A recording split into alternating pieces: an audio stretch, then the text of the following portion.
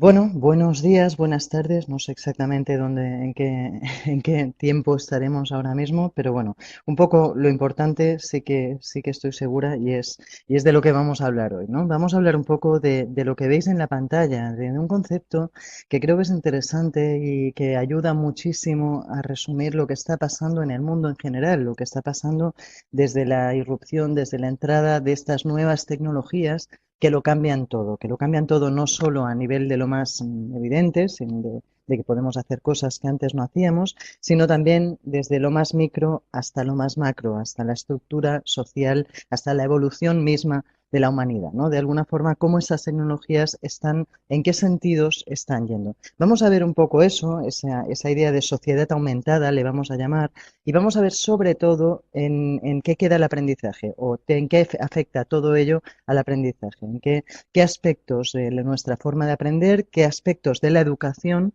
deben cambiar. No me voy a centrar en una etapa del sistema educativo, vamos a hablar más de educación en general, concretaremos cuando sea necesario, pero sobre todo miraremos esa parte de educación 2.0, social web en educación, open social learning, aprendizaje social abierto, como queráis llamarle, pero veremos exactamente cómo afecta este cambio social a la educación y al aprendizaje.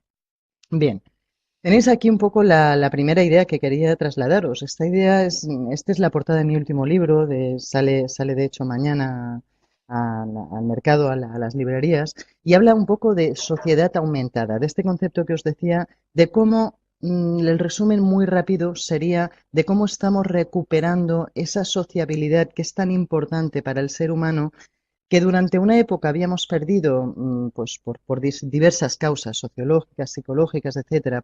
Una de las causas básicas es la de los medios tradicionales, ¿no? Aquellos medios, la televisión, la radio, los periódicos unidireccionales que nos decían las versiones de la verdad estandarizadas, nos trasladaban una sola visión de la realidad y nos apartaban de alguna forma de esas plazas de los pueblos, de esas ágoras que habían sido en algún momento los contextos ideales de la información, ¿no? ¿Cómo hemos cambiado en ese aspecto? ¿Cómo hemos cambiado?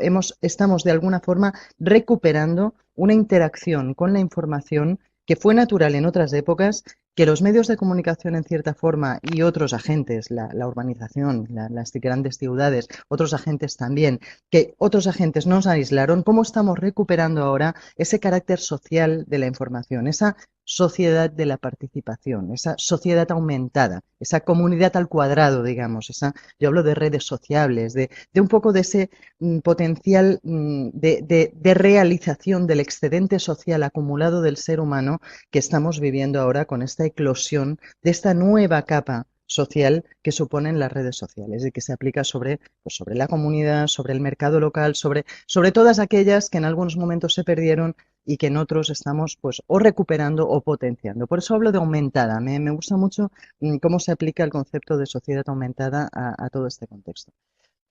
Yo siempre me gusta destacar en este punto, porque es algo que ya hago desde hace mucho tiempo al hablar de nuevas tecnologías y de cómo están cambiando el mundo. Al hablar con padres, sobre todo, yo siempre les recordaba, les decía, es que debemos olvidar ya un poco el concepto de TIC o debemos aquella idea de que los nativos digitales eran muy hábiles en TIC. Era cierta, posiblemente sean muy hábiles en TIC, pero no lo son tanto, y por lo tanto el mismo Prensky, sabéis que renunció al concepto de nativos digitales, no lo son tanto en TAC y sobre todo en TEP. Os explico un poco estos conceptos porque creo que es interesante antes de que empecemos. Hablaremos en la presentación de hoy sobre todo de TAC y de TEP, de tecnologías del aprendizaje y el conocimiento y de tecnologías del empoderamiento y de la participación. O sea, de esas dos vertientes de la tecnología. Las TIC sirven para quedar información, comunicación, de alguna forma para quedar con los amigos. Son esos usos más triviales, digamos, más de comunicación, simplemente. De hecho, tampoco suponían nada respecto al teléfono o respecto a otras tecnologías que lo que hacían era posibilitarnos formas de comunicación. Pues el Messenger, todas esas cosas, en el fondo esas TIC podríamos considerar que son TIC y que sirven a los adolescentes o sirven a los jóvenes para eso, para interactuar, para relacionarse simplemente. No digo que no sean importantes, pero creo que es la parte más conocida de las tecnologías y que deberíamos empezar a mirar o que es importante que empecemos a mirar hacia las TAC y hacia las TEP. TAC. Tecnologías del aprendizaje y del conocimiento.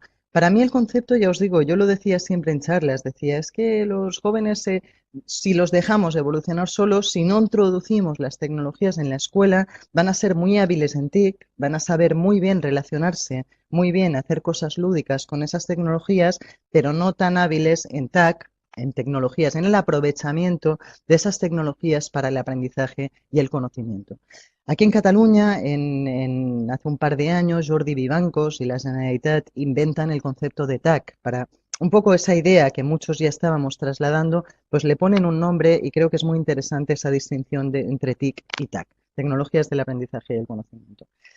Vamos avanzando y creo que la flecha realmente es direccional. La flecha significa la evolución del ámbito tecnológico y digamos, de la confluencia de la tecnología y la sociedad. Vamos avanzando de TIC a TAC y creo que estamos entrando en un momento en el que debemos empezar a pensar, debemos empezar a conceptualizar y a trabajar, tanto como ciudadanos como desde los gobiernos, desde las organizaciones, desde la educación como formación de esos futuros ciudadanos en estas TEP, en las tecnologías, en toda la vertiente de las tecnologías que significa cambio, que significa participación, que significa empoderamiento del ser humano, que significa participación en la vida pública. Hemos vuelto a la vida pública, hemos vuelto al ágora y además tenemos ahora unas tecnologías, una serie de tecnologías, de entornos colaborativos que nos hacen mucho más fácil que nunca trasladar la voluntad popular a las instancias de poder, por ejemplo. Vamos a intentar educar, a aprender a usar esas cosas. Evidentemente va a hacer falta también la voluntad política de abrir esas ágoras virtuales, de convertir esas ágoras virtuales en espacios de decisión política. Pero vamos también como ciudadanos, como educadores, a educar a las personas para que hagan uso de esas tecnologías de la participación, para que participen. Educar la participación va a ser la base, el hilo conductor. Educar en la sociedad aumentada es educar la participación, es el hilo conductor del resto de mi conferencia. Veis aquí, pues, cómo realmente tienen unos instrumentos, unas metodologías asociadas. Cuando pensamos en TIC, a mí me hace pensar en redes personales de aprendizaje, en comunidades. Cuando pensamos en TAC, ampliamos un poco el concepto e incluimos entornos personales de aprendizaje. Creo que el entorno personal de aprendizaje incluye la red personal de aprendizaje. Y cuando hablamos de TEP, de tecnologías de la participación, estamos hablando de algo nuevo, de esos PLEs, de esos entornos personales de aprendizaje que ya empiezan a conceptualizarse, que ya empiezan a pensarse, que ya las marcas tanto de PLE que van surgiendo como las configuraciones personales de la gente o organizacionales ya empiezan a pensar en entornos que contemplen la posibilidad de participar, que incluyan blogs, que incluyan parte activa también, no solo recepción de información, sino interacción con la información y me parece interesante, no es interacción, es participación, no es la sociedad de la interacción, no es de las tecnologías de la interacción, son las tecnologías de la participación. Es una interacción que lleva al cambio, es una interacción que es escuchada y que es trabajada. No es solo la sociedad de la escucha, es la sociedad de la conversación, pero sobre todo de la participación, en la que las instancias, las empresas, las organizaciones, los gobiernos escuchan lo que quiere el ciudadano y cambian. Participación. Quiero ver cambios. Es esa parte, yo a veces hablo del individuo conectado, es esa parte que en el fondo todo esto nos devuelve a la individualidad, nos devuelve a que el individuo quiere algo a cambio, quiere reforzar su ego, quiere participar, quiere recibir algo a cambio de todo esto que aporta. En fin, son conceptos que iremos viendo con un poco más de calma, pero que se incluyen en este gráfico y que son interesantes a la hora de entender esta evolución del entorno tecnosocial y de conocimiento, como veis aquí.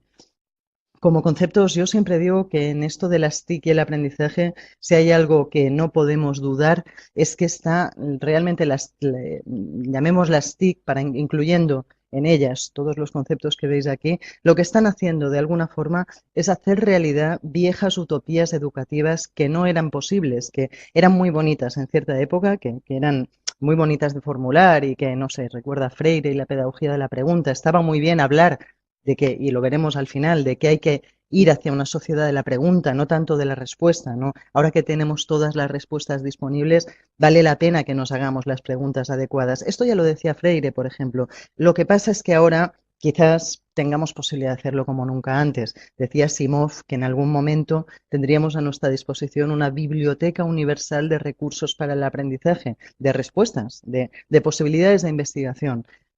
Falta ahora hacernos las preguntas adecuadas. Lo que antes eran ideaciones o sueños de Asimov y utopías educativas, tanto de Illich como de Freire, de un montón de pedagogos y autores, hoy en día creo que gracias a las tecnologías se están haciendo posibles o se están haciendo realidad.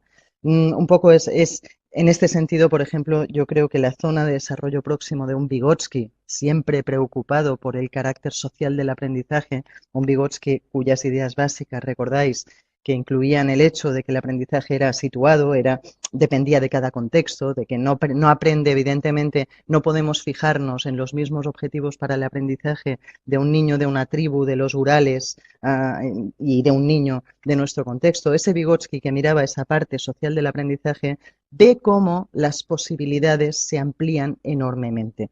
Por eso os pongo aquí el concepto de ampliación de la zona de desarrollo próximo, porque creo que sí que si algo caracteriza la evolución en la confluencia de tecnología y aprendizaje es esa ampliación espectacular de la zona de desarrollo posible del ser humano. Sabéis que la zona de desarrollo próximo significaba que uno era lo que era capaz de aprender en cada momento, lo que el círculo social en el que estaba inmerso le posibilitaba en términos de aprendizaje en cada momento. Evidentemente, en el contexto de las tecnologías actuales se amplía enormemente esa zona de desarrollo próximo. No sé si recordáis, pero experiencias como el uno por uno, experiencias como la de Sugata Mitra y los ordenadores en las calles indias son paradigmas de eso, de ampliación de la zona de desarrollo próximo espectacular gracias a estas nuevas tecnologías para la comunicación, para el aprendizaje y para el empoderamiento. En fin, vamos a hablar de esto, vamos a hablar de educación para la participación. Y, bueno, cuando hablamos educación para la participación, cuando hablamos de educación para la participación, lo hacemos, por ejemplo, de qué tipo de participación queremos. A mí me gusta mucho enseñar estas dos imágenes porque representan perfectamente dos situaciones totalmente distintas y centradas en valores. No tanto miramos mucho al poder de las tecnologías, a lo bueno o lo malo de las tecnologías y no recordamos que al final se están asentando en una serie de valores. Yo esto lo dije en una conferencia, recuerdo, y pregunté, siempre preguntas cuando vas a decir algo malo de algún colectivo o algo discutible, y recuerdo que pregunté, ¿hay alguien del sistema educativo inglés por aquí por casualidad? Bueno, pues por casualidad era un congreso de Intel y por casualidad sí había gente del sistema o responsable del sistema educativo inglés, con lo cual lo tuve que decir con la boca pequeñita, pero fue muy bueno porque al final me dieron la razón y aún más, sino me dieron la razón y además me aportaron algún argumento más que me pareció muy, muy interesante. Yo decía que la diferencia entre lo que veis a la derecha, entre las Riots británicas, y lo que veis a la izquierda, que es una imagen en este caso del 27M en Barcelona, de las revueltas posteriores al tema de los indignados, en este caso fue pues la carga policial que quería limpiar la Plaza Cataluña y los chavales tirándoles flores, tirándoles pues de alguna forma como símbolo de una resistencia absolutamente pacífica. Hubo otros incidentes violentos, sabemos que los ha habido, pero sí que en aquel momento se estaban trasladando una serie de valores que no eran los mismos, evidentemente, que los que se estaban trasladando en el caso de las Riots británicas. Yo, como ejemplo, me gusta poner, tú preguntabas a un joven del 15M por qué hacía todo lo que hacía, o sea, por qué estas tecnologías del empoderamiento habían movilizado a los jóvenes en torno a una serie de valores en el 15M distintos de los que movilizaron a los jóvenes en el caso de las Riots. La tecnología era la misma, si volvemos a lo de antes, se distinguen los valores. Pues ya os digo, yo preguntaba, o cualquiera preguntaba en el 15M a alguien, a alguno de los jóvenes, por qué hacían lo que hacían, y te decían, porque queremos cambiar el mundo, porque queremos un mundo mejor, queremos una democracia más participativa, directa, sin representantes, en fin, una serie de cosas. Preguntabas a los de las Riots, preguntabas a los jóvenes de las Riots por qué estaban haciendo lo que hacían y te decían con esa cara dura o te decían con esas palabras, miradlo como queráis, porque quiero un televisor de plasma de 27 pulgadas y si no lío la que estoy liando, tengo que esperar a Navidad. En cambio estamos en agosto, me voy a los grandes centros comerciales, la cojo y me la llevo a casa antes de hora. Simplemente, o sea, simplemente no, y no hay que ser injustos, y los jóvenes británicos están entre los más pobres de los países occidentales. O sea, tampoco las cosas son tan simples. Seguramente también podríamos decir que tampoco los del 27M o de los del 15M siempre y en toda ocasión han sido tan pacíficos. Pero sí que creo que están reflejando o están trasladando esta idea de la apropiación de la tecnología y que lo importante en esta apropiación de la tecnología son los valores. Flash mobs, es posible hacer flash mobs con estas tecnologías. Clay Shirky habla del poder de la organización sin organizaciones. Es posible organizarse sin organizaciones para crear flash mobs, para juntarnos todos en un lugar y reivindicar determinada cosa. Y es posible juntarnos todos, organizarnos todos para quedar en algún lugar y montar flash robs. Esto de las flash robs a mí me hizo mucha gracia porque vino justo después de las riots británicas y refleja estos valores que os comento que son distintos y que la gente del sistema educativo inglés coincidió en reconocer que sí son distintos. Ellos me dijeron, tienes toda la razón del mundo. Y además, tienes razón en el sentido de que lo que está pasando con los jóvenes británicos, además de que son pobres, es que están heredando totalmente y de una forma espectacular esa cultura yanqui, esa cultura estadounidense de consumismo espectacular, de eres lo que consumes, eres lo que tienes. Ese neocapitalismo, como queráis llamarle, toda esa historia está calando muy, muy adentro de los jóvenes británicos y es en parte responsable de que se autoorganicen sin organizaciones, no para crear flash mobs, para reivindicar cosas o para cambiar el mundo, sino para atracar supermercados o para el flash rob. Realmente es un fenómeno que emergió, os decía, después de las riots británicas y consistía en quedamos todos a las 5 de la tarde delante del centro comercial y nada, para allá que vamos, o sea, sin necesidad de riots británicas ni de confluencia de otros elementos. A veces se están ocurriendo fenómenos también de ese tipo, a pesar, o en este caso, usando mal las redes sociales, haciendo un mal uso de las redes sociales. Es importante más que nunca cuando os preguntéis para qué sirve el profesor en la época actual, para qué sirve la educación en una época en la que quizás tengamos abundancia de contenidos, es importante seguir recordando que nuestro papel como educadores, como padres, como formadores, es fundamentalmente el de educar en valores, más que nunca. Tenemos en las manos las herramientas más potentes de la historia, herramientas muy potentes para cambiar el mundo. Pueden acabar en flash mobs o pueden acabar en flash robs. Esta era la idea final del slide anterior. En fin, he pasado a este porque, para avanzar un poco, pues para hablaros de otros temas. Importante recordar que debemos cambiar hacia alfabetizaciones más multimedia, más no solo la lectoescritura. Debemos evolucionar e integrar en los sistemas educativos, integrar en nuestras prácticas todos estos conceptos que veis aquí. Yo hablo un poco, y en el slide anterior suelo hablar de un concepto que los psicólogos conocemos muy bien, que es el de disonancia cognitiva. Disonancia cognitiva es cuando un ser humano vive dos realidades muy distintas o una idea muy distinta de una realidad y eso choca y hasta que no se resuelve provoca malestar. O sea, el ser humano busca permanentemente tener concordancia cognitiva, no disonancia, y le molesta cualquier choque de ideas que tenga dentro del cerebro.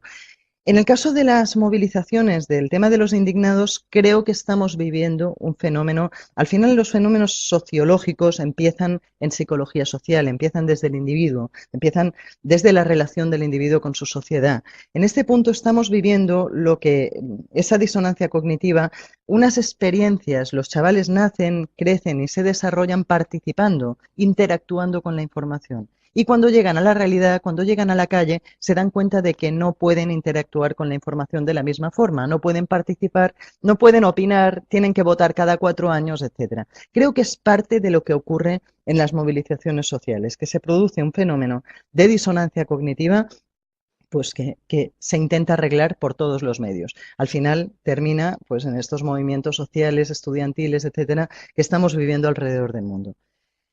En este caso, pasa un poco lo mismo. Hay un estudio muy curioso en Estados Unidos que a mí me parece muy ilustrativo del tema de alfabetización multimedia, del tema de que debemos enriquecer los entornos educativos, del tema de que debemos hacerlos más entretenidos, más con música, audio, vídeo, etcétera, que es la idea de que no sé cuántos de vosotros sois mujeres, espero que muchos, porque si no mal asunto, pero es la idea de que el futuro es de las mujeres. El futuro es de las mujeres, no porque yo sea mujer, ni mucho menos, ni porque esté defendiendo ninguna corriente feminista internacional, ni nada por el estilo. El futuro de las mujeres es así porque es de las mujeres, porque las que están llegando a etapas superiores del sistema educativo, las que se están licenciando, las que están en el mundo llegando a calificar, a grados superiores en el sistema educativo a nivel internacional son mujeres en la mayoría de los países, con lo cual, pues en los altos cargos, en poco tiempo se supone que habrá más mujeres que hombres. Preocupados por todo esto, esto llenaba páginas de New York Times, de Guardian, de periódicos internacionales hace unos meses. Preocupados por todo esto, se inician una serie de investigaciones, de estudios al respecto, de por qué está ocurriendo. Bien, pues resulta que estamos hablando de nuevo de disonancia cognitiva. Estamos hablando, o yo lo interpreto como disonancia cognitiva. Estamos hablando de lo siguiente. Cuando las niñas van a la escuela, o cuando se entretienen en la escuela, digamos, cuando tú estás en la escuela y las dejas ir al patio, ¿cuál es su ocio? ¿Qué hacen en la escuela? ¿Cuál es la forma de llenar su tiempo? Pues hablar, interactuar, comentar con las amigas, en el fondo relacionarse socialmente. ¿Qué es lo que los niños hacen en su tiempo de ocio? Jugar. Eso en la escuela no se nota tanto, pero cuando llegan a casa los dan lugar a comportamientos como los siguientes. Las niñas siguen relacionándose, hablan por teléfono, se conectan a Facebook, normalmente los contactos en Facebook son los mismos que en la escuela, hablan, enriquecen la relación social mediante fotos, imágenes, palabras, poemas, lo que queráis en Facebook, etcétera. ¿Qué hacen los niños cuando llegan a casa? Jugar con las tecnologías que están habituales en casa, habituales en la calle, digamos. ¿Qué tipo de tecnologías son? Pues, por ejemplo, World of Warcraft o Stargate, o ahora no recuerdo el Star Wars, no sé, uno también que está en el primer lugar de los juegos más vendidos del momento. Si recordáis World of Warcraft, ¿qué son? Pues entornos enriquecidos, inmersivos, el niño se sube a un avión 3, a un avión no, a un pájaro 3D que sobrevuela el universo, resucita, muere y conquista no sé cuántos territorios, se convierte en un ser legendario. Todas esas cosas que evidentemente no tienen parangón, no son comparables a las que vive en el sistema educativo. Cuando los dos regresan al colegio al día siguiente, la niña no se aburre tanto como el niño. De verdad que os parecerá una explicación simple, pero parece ser que es la que está explicando en mayor medida el mayor fracaso escolar de los niños respecto a las niñas en los sistemas educativos.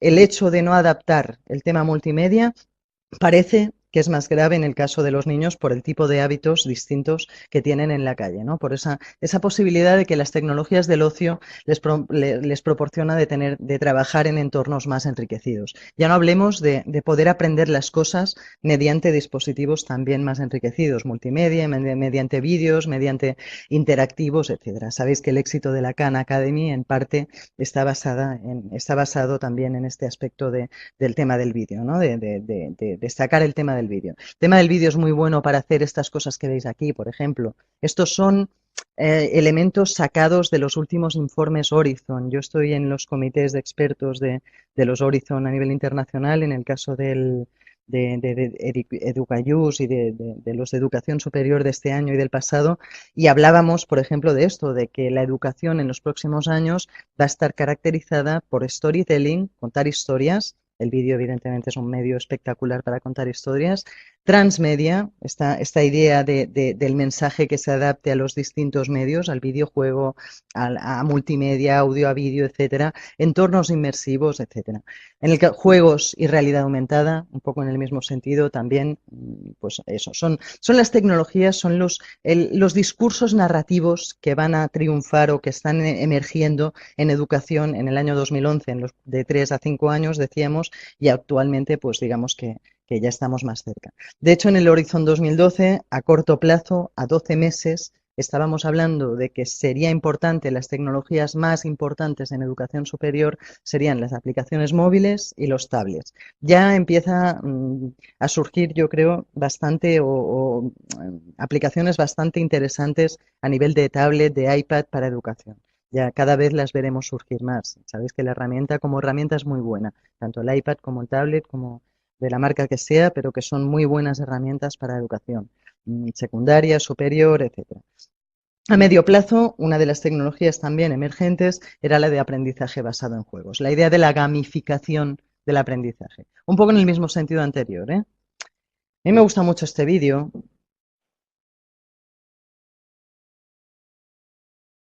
porque creo que refuerza un poco esa idea. Para un chaval pequeñito, aquello, no aquello funcionaba y esto no funciona, simplemente.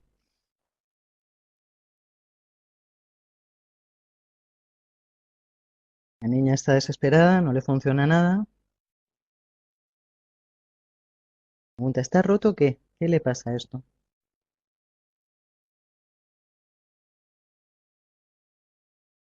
No sirve para nada.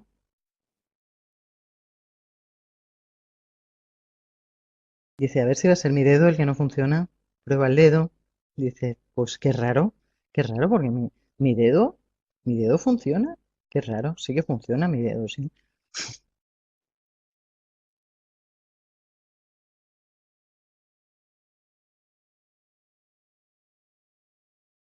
Dice, quiero uno que funcione. Coge el iPad y evidentemente ya todo funciona.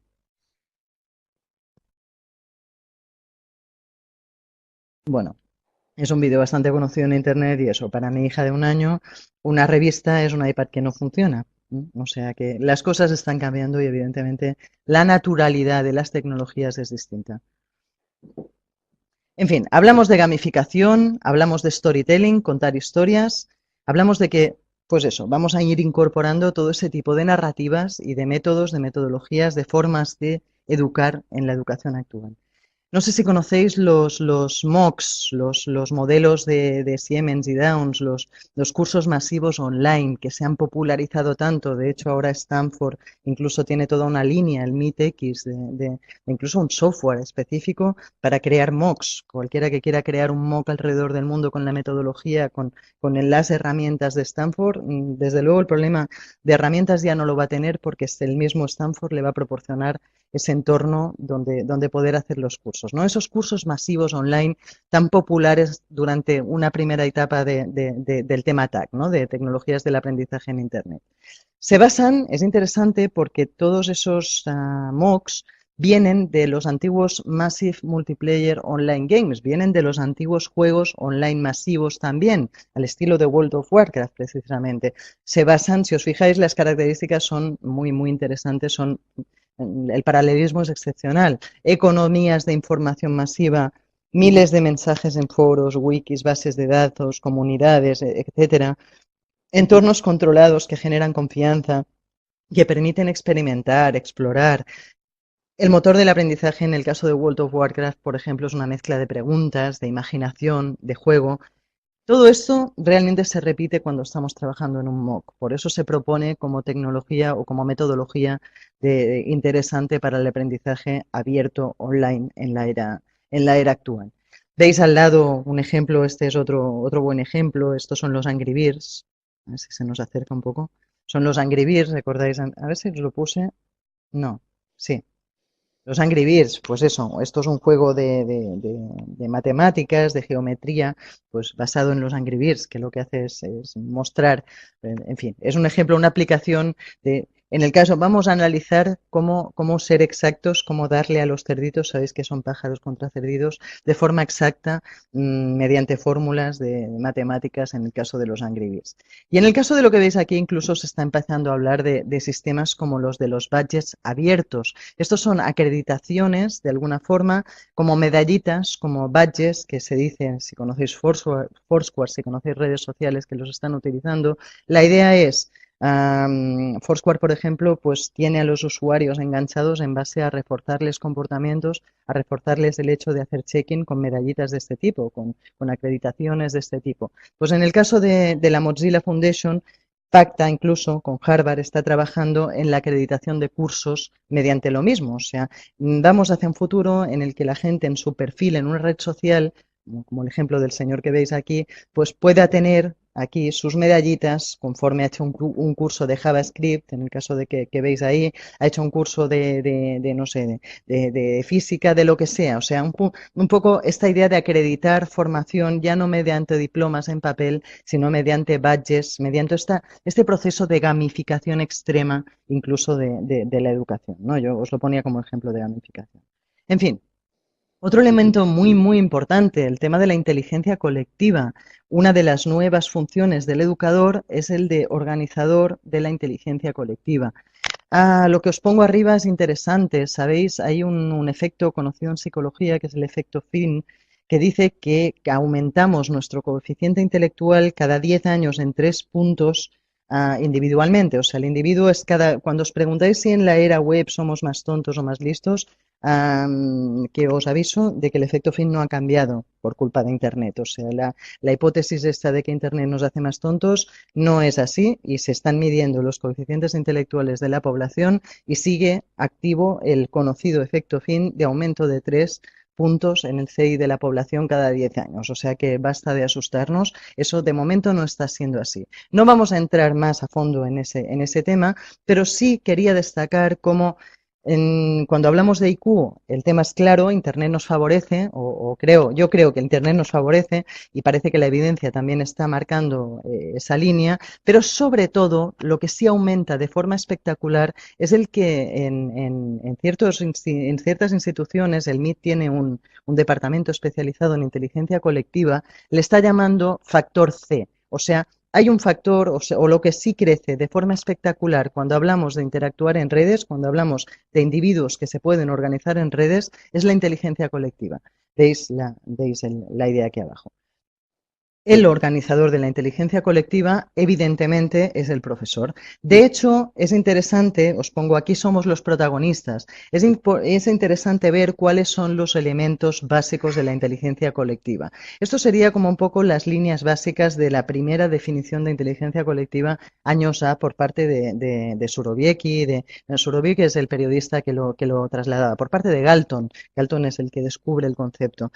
Hay todos estos autores que han trabajado en el concepto de inteligencia colectiva nos hablan de que para que se produzca tienen que producirse una serie de factores. Son los que veis aquí: diversidad de opinión, los grupos diversos producen más inteligencia colectiva, independencia de criterio, evidentemente si tú tienes a la gente o en la época nazi era difícil poder pensar en inteligencia colectiva, descentralización, cuanto más distribuida, más interesante será también, yo creo que relacionado con la diversidad, esta inteligencia colectiva, o sea, las decisiones demasiado centralizadas, si hay una organización central de las cosas, la inteligencia colectiva tiende a no producirse en tanta medida, y organización.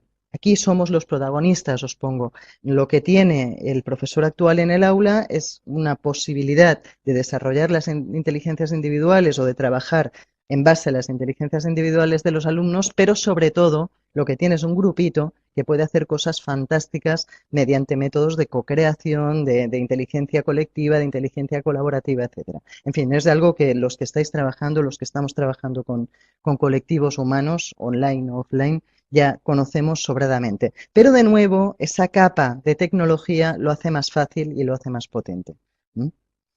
En fin, las posibilidades de la analítica de datos. Incluso se llega a decir que pasamos de la educación al aprendizaje. Posibilidades de investigación. Lo que veis aquí es Google Public Data Explorer, una herramienta que pone en conjunto lo que administraciones, gobiernos, instituciones, empresas van liberando en cuanto a datos, en cuanto a posibilidades de investigación, para que cualquier centro de secundaria, universidad, alumno, lo que sea, pueda tomarlos y pueda elaborar investigación nueva, ¿no? De alguna forma, antes solo podías trabajar en investigación desde las catedrales del conocimiento de la investigación, que eran las universidades. Hoy en día, la facilidad, la comodidad de hacerlo desde casa, desde organizaciones no tan institucionalizadas, etcétera, aumenta un montón gracias a esto, gracias a la liberación de datos por parte de organismos que trabajan con herramientas como esta y permiten, pues eso, hacernos preguntas adecuadas. Esto de las preguntas adecuadas, creo que el paradigma básico fue el de Estados Unidos. Hace unos años inauguraban, o con toda la idea de transparencia de Obama, una de las iniciativas que ponían en marcha era una iniciativa mediante la cual el gobierno de Estados Unidos preguntaba a la población: ¿qué queréis investigar? La población, léase a alumnos, léase profesores universitarios, léase secundaria, léase grupos de individuos, organizaciones, etcétera. ¿Qué queréis investigar? ¿Qué datos queréis que os libere para investigación? La, la gente votaba y las ideas más votadas pues se llevaban a los departamentos correspondientes para que se liberasen datos pues de sanidad, de justicia, de las ideas que la gente más le interesasen.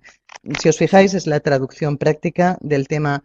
Ahora que tenemos todas las respuestas, vamos a hacernos las preguntas adecuadas. ¿Qué queréis? ¿Qué preguntas tenéis? ¿Qué queréis? ¿A qué queréis responder? Que os damos los datos para que podamos hacer correlaciones estadísticas para responder a ellos. En fin, un poco la idea es la que veis aquí. Los datos son el petróleo del siglo XXI. Se habla de que realmente, de hecho, incluso en publicidad, están cambiando los paradigmas desde el push al pull que se dice. O sea, un poco la idea es que si antes, imaginad, yo, por ejemplo, una investigación o una idea que leí hace poco y que me parecía muy interesante.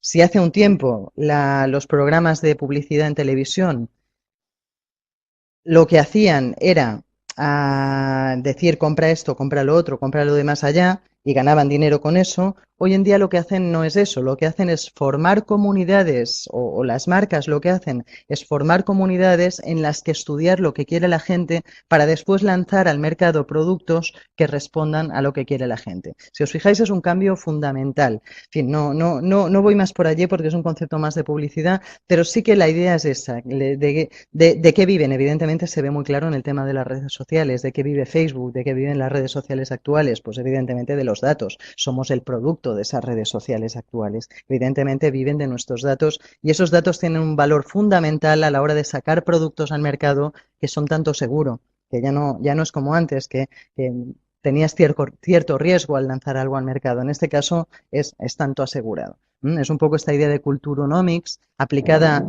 Esta idea sería aplicada más a la evolución de las sociedades, la evolución de las culturas. Se está viendo que es predecible a través de lo que la gente está diciendo en redes sociales, diciendo en foros, en blogs, etcétera. O sea, la idea de culturonomics es muy interesante. Predice un poco, es una idea, son teorías que se dicen capaces de predecir, por ejemplo, lo que pasó durante las revoluciones de los países árabes, leyendo cuál era el estado de opinión de la gente en los blogs, en los foros de los países árabes en aquel momento. Es una idea interesante, si os fijáis.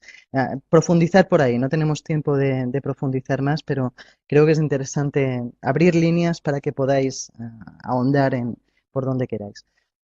Aprendizaje científico, se está empezando a hablar de aprendizaje adaptativo. Una de las cosas que pueden hacer con mucha facilidad las máquinas es registrar lo que vamos haciendo con ellas para ofrecernos soluciones adaptadas, para ir adaptando los procesos de aprendizaje a lo que van observando de lo que hacemos. Si conocéis el método Newton, es uno de los que lleva tiempo trabajando en esta línea. Sería también la Khan Academy hace parte de eso, cuando el alumno está viendo el vídeo y está rebobinando y está después haciendo unos ejercicios en los que falla en una parte o falla en otra, el sistema le da la respuesta y le dice, pues vuelve atrás, le da un feedback que hace que pueda adaptar el aprendizaje, ¿no? De alguna forma, itinerarios adaptados, personalizados, según la evolución individual de cada persona que está aprendiendo. Aprendizaje individual aumentado, os lo he puesto aquí porque creo que es uno de los conceptos que se define bastante bien. Aprendizaje social aumentado. Evidentemente, estas posibilidades de observar las cosas también se aplica a los grupos, de observar las interacciones. Aprendizaje en redes sociales implica que puedes observarlo y puedes ver, pues eso, qué individuos están desconectados del aprendizaje, dónde se producen más interacciones, en qué temas la gente interactúa más. Digamos que tienes un control también como profesor, como formador. Esa capa virtual que aplicas a la presencial te ayuda a pulir ese aprendizaje colaborativo que evidentemente ya se producía en lo presencial, pero que sí aumentado con esta capa de observación, con estas posibilidades de feedback que podemos tener en Internet, pues aumenta en potencia, ¿no? Esta idea del aprendizaje colaborativo que también es más fácil y más posible gracias a herramientas de análisis de redes sociales como lo anterior. Lo anterior, de hecho, es una muestra de un plugin de Moodle, o sea, de una herramienta de medida de redes sociales y pues hecha plugin de Moodle y aplicada precisamente al aprendizaje. En fin,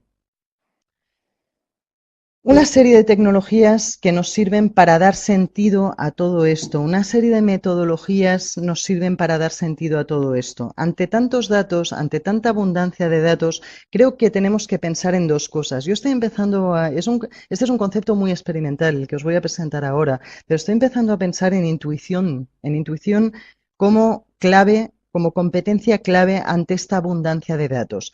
Y no solo en intuición como competencia humana, psicológica, digamos, natural clave, sino también en metodologías o en herramientas que podemos considerar que lo que están haciendo es tener intuición digital. El aprendizaje adaptativo no deja de ser intuición digital.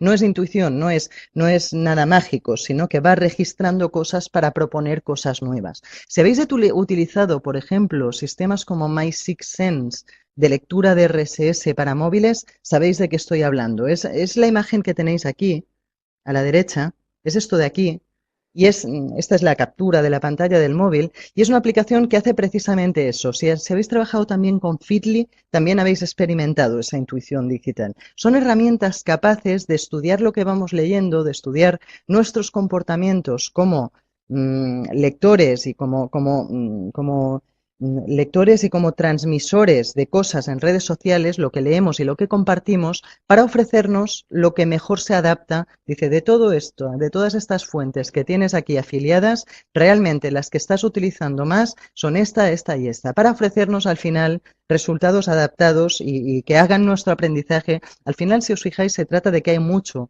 que aprender. Pues que hacen nuestro aprendizaje, nuestra asimilación de información más eficiente. En este caso, pues es eso, es una aplicación de móvil, la que veis aquí, y Feedly sería un complemento del navegador que aplica esa intuición digital a los RSS que podemos leer mediante herramientas como Google Reader o como cualquier lector de RSS que estéis utilizando. En el caso de Feedly se aplica muy bien a Google Reader, o sea, si tenéis una cuenta en Google Reader, probáis Feedly y estaréis viviendo en primera persona el concepto de intuición digital, el concepto de información adaptativa, no aprendizaje adaptativo, o sí, también aprendizaje adaptativo en cierta forma.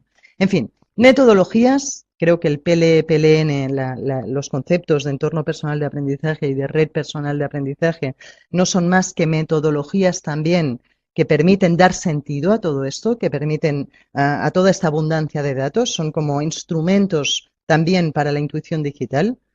E incluso os ponía aquí abajo la educación formal. Incluso cuando uno hace una carrera universitaria y sigue una serie de cursos y de créditos y se sujeta a una serie de estructuras, lo que está haciendo es eso, es usar una metodología para dar sentido también a toda esta abundancia de datos. Creo un poco que estamos en un momento de eso, se habla de curación de contenidos, veremos a continuación el concepto, pero se trata de eso, de dejar de pensar como instituciones educativas, como educadores, en enseñarlo todo y empezar a pensar en que somos guías. El PLE es una guía, el PLN es una guía, la educación formal en sí es una guía. Estas herramientas en sí nos proporcionan guías adaptativas. O sea, un poco la idea es dar sentido a toda esta amalgama de datos para, pues, para hacer el aprendizaje más eficiente, más fácil, más adaptado a estas grandes posibilidades que nos ofrece la era digital en cuanto a TAC, ¿no? En cuanto a tecnologías del aprendizaje. En fin, os ponía otro concepto, el de dar sentido. Por ejemplo, una competencia, creo que olvidada también para dar sentido, es el razonamiento estadístico. La idea está de que realmente somos muy malos en razonamiento estadístico. Hay autores que dicen que no compraríamos nunca lotería si supiéramos, si fuéramos conscientes de lo malos que somos razonando estadísticamente. O sea, es prácticamente imposible que nos toque, con lo cual parece hasta raro, ¿no?, que compremos lotería. Pues bien, somos muy malos en razonamiento estadístico. Y creo que es una de las cosas que en un entorno de abundancia de datos es más interesante formar. Hay autores que están empezando a hablar de eso. Ya os digo, son líneas experimentales. Digamos que el razonamiento estadístico sería una de las partes de la intuición, de esta nueva intuición que es necesaria en este momento de abundancia de datos, y no profundizo más en ella, pero en fin, que lo tengáis en cuenta.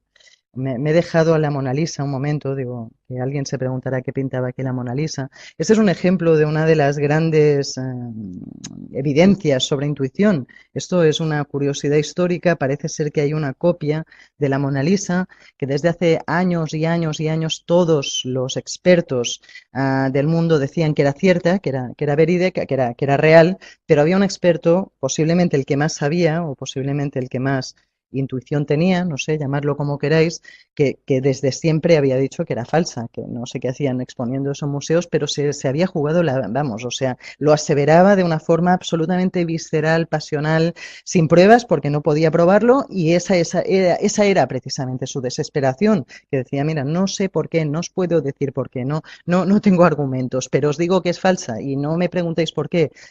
Parece ser o se está estudiando como fenómeno típico de intuición.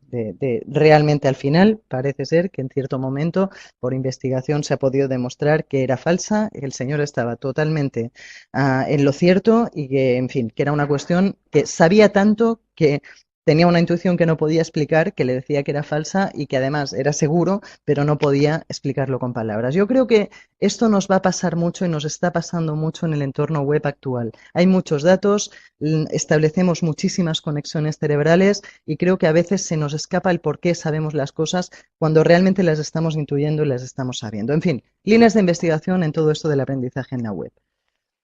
Curación de contenidos. A mí me gustaba mucho cuando la leía esta frase de una presentación reciente de Siemens. La universidad como mecanismo económico. En la economía del futuro, los negocios que quieran ser potentes y con potencial para crecer serán los más asociados al conocimiento, a la investigación de nuevas ideas, nuevas tecnologías, nuevos procesos y habilidades actualizadas de sus trabajadores. Para cuando penséis en la muerte de la universidad, o sea, es absurda, la universidad está más viva que nunca y está más viva que nunca como mecanismo precisamente económico. Estamos hablando de una economía cada día más basada en el conocimiento. El conocimiento es un valor añadido cada vez más fuerte. En esta economía del futuro, las instituciones dedicadas al conocimiento evidentemente tendrán que cambiar sus funciones y en eso hemos estado toda la presentación en parte y en eso podríamos profundizar muchísimo más, lo podemos hacer ahora en el debate. Pero desde luego, eso, o no olvidemos que realmente algo tan vivo como el conocimiento no puede matar instituciones, sino todo lo contrario, sino terminar por crearlas y terminar por cambiarlas. Esta frase es del Rockefeller Institute, que posiblemente sepan bastante más que nosotros de temas de economía. En fin, terminamos ya y una última cosa que es interesante y que hay que tener en mente y que hay que recordar es la que os comentaba de la abundancia de respuestas. Nos toca hacer las preguntas adecuadas. Innovación, prospección, emprendeduría social. ¿Recordáis lo de antes? Los datos son el petróleo del siglo XXI. Yo recuerdo una frase de Marx que leí hace poco y me gustó mucho, que ponía, los buenos revolucionarios son los que saben escuchar crecer la hierba. Cambiad revolucionarios por innovadores. Los nuevos innovadores son los que saben escuchar crecer la hierba.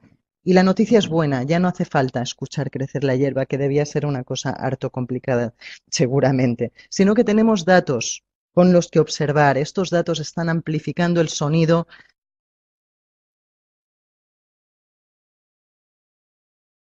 de crecimiento de la hierba al infinito. O sea, tenemos datos para escuchar crecer la hierba. Ya no hace falta tanto, sino vamos, ya que tenemos esas respuestas, ya que tenemos estos datos, vamos a hacernos las preguntas necesarias. Sabéis que estamos en una crisis no solo económica, medioambiental, posiblemente incluso sanitaria, el estilo de vida que creo que este cartel de Bansky lo presenta muy bien. El estilo de vida que hemos vivido durante muchos años está fuera de stock. Realmente no podemos seguir viviendo así. Necesitaríamos 3 mundos como este para seguir viviendo así al ritmo de los europeos.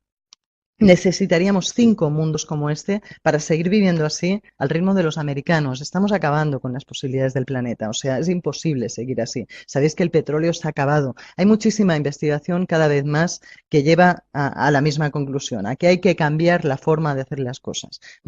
Creo que es momento, con todos estos recursos abundantes que tenemos en la web, con estas posibilidades de participación crecientes que vamos a ir teniendo también en el ámbito de las tecnologías, pues de cambiar el mundo a mejor. Muchas gracias.